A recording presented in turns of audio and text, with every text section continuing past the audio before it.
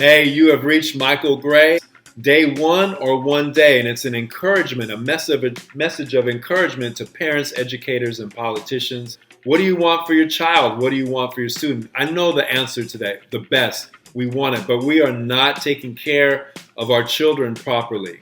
And I believe in the public education system, right? I believe in its possibilities, and we need to get from possibilities to action, to move away from product-centered education, meaning how many kids are going to college, what colleges are they going to, how much scholarship money have we earned, so on and so forth, test scores. And I'm not saying those are bad or whatever, but that's our focus. All right? We need to become mental wellness-centered schools, mental wellness-centered districts, right? Or relationship-centered schools and districts. That's what we need to do right now. We can't wait. It's life and death. What is the worth of our children's lives? Here we are. These are mental health statistics from various organizations. 1 out of 5 young people have a mental health condition. 1 out of 8 young people have an anxiety condition.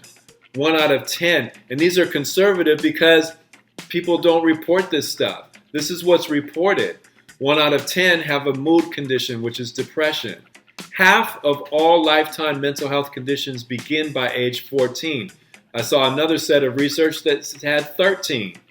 So I'm going to show you why kids are disengaged. What's one of the biggest complaints from educators? My students aren't engaged. My students aren't engaged. All right? Here's what Kurt Fisher of Harvard University says. One of the most beneficial things that brain research has done is it's made it very hard for us to split cognition from emotion.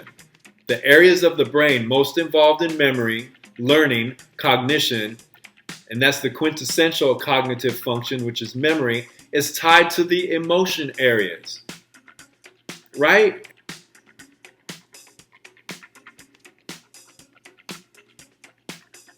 So I would always say, if you want to learn something new, check in with your motivation, because here's the thing. All learning is state dependent. All learning is state dependent. This is the thing. Information combined with emotion becomes a long-term memory. We know that. Is there like a song or a fragrance or food that could take you back to when you were a kid? Absolutely. Because information tied with that emotion becomes a long-term memory. Back in school, what was the primary emotion we felt? Boredom, right? Half the room is bored, the other half is confused. But on a scale of 0 to 10, what's boredom? 0. Information times emotion. If the emotion is 0, what's anything times 0? 0. And you wonder why you forgot the presidents, the capital. Right? That's why entertainment is so powerful, because education, maybe empowerment is here. Entertainment is way up here because of that emotion. But when you can infuse emotion into the learning process, and part of that is human motivation. Because I remember the second question, I was talking to Bill Gates about he's like, reading is what I'd like to be better at. I'm like, I totally can help you with that, because leaders are readers, yes. Clearly. And on top of that, I was like, we were talking about the future education, and I was talking about accelerated learning, and he was talking about tools and technology, and a bunch of crowd was building, and they said, what's missing? You have the tools, you have the theory, and we were like, we came to the same exact conclusion: motivation. We need to prick their hearts, students, parents, staff. Everyone needs to be emotionally engaged. Everyone needs to work on their mental wellness skills, on their life skills. All of us do. I do. We need to work on them every day, and yet we refuse to. We're there 8 hours a day as educators. The students are there for 7, and it's built in, the infrastructure is there. They're a captive audience, and yet we won't do stuff that's going to help them, like, for real, for the rest of their lives.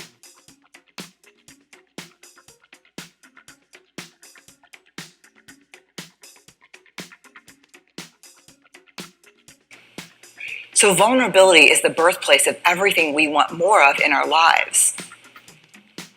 The problem is that we end up here. Instead of having an open heart, we end up with a closed heart. We end up with a protected heart for a lot of different reasons. Some of them are environmental. Let me tell you this for sure. The greatest casualty of trauma is vulnerability. The worst thing we lose in trauma is vulnerability. And let's be very clear about what constitutes trauma. Racism is trauma. Poverty is trauma. Classism, trauma. Homophobia, heterosexism, trauma.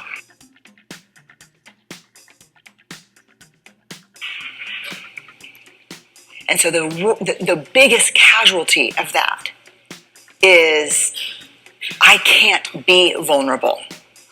Well, when vulnerability, the ability to really be who we are, becomes a realm of only the privileged, we have lost our capacity to create a school, a home, and a country that we love. That is Dr. Brene Brown, and she's my hero. I just want to be like her when I grow up.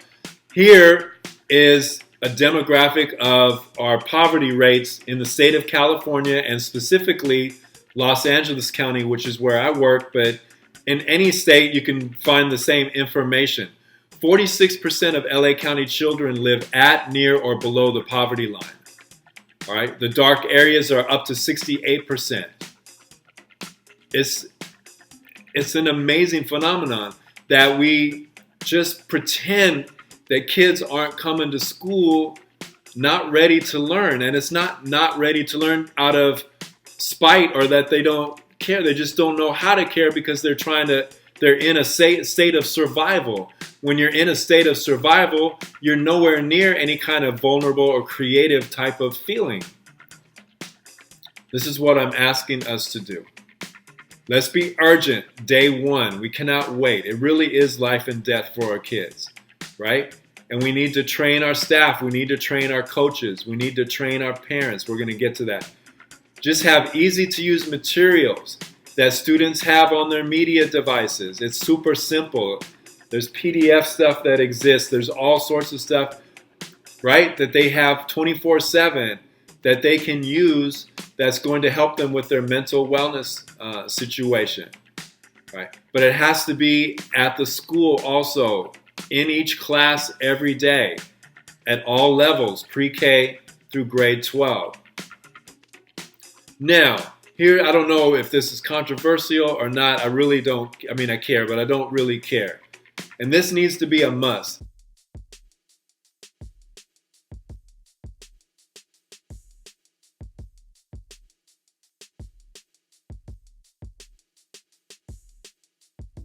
There's a saying that I've heard and that I used, and it says, stop shooting all over yourself. SHOULDING, shooting.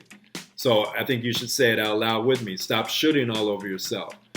And we need to turn our shoulds into a must. All these things have been shoulds forever, and now they have to be musts.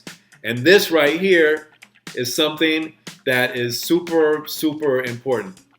School-wide and district-wide goals of 100% of student athletes and sports-interested students in middle and high school be academically and character eligible and ready for four-year universities. Why? Here's the rationale. Right or wrong, student athletes are perceived as, and in many cases actually are, leaders. When we create the culture of academic and character leaders on campuses, the energy of the campuses change. Right now, they're not. They're held to the 2.0 stuff. And then hopefully some of them want a scholarship and then they'll go for the 3.0 or higher. No, because all these things are related. All the stuff that I've been leading up to this point, they need to be for student athletes, obviously, too. But we need to push to them. Why? Once again, they're leaders. And when school kids see that even the athletes, or especially the athletes, are being held to that high standard that we're trying to hold everybody else to, then they'll want to also do easy PTSD assessments for each student. Do a school-wide Who's Your Person. What's a Who's Your Person? That's where you find out who the adult on campus is that each student, they have someone that they identify with, that they connect with, that they feel comfortable talking to when they need someone to speak to.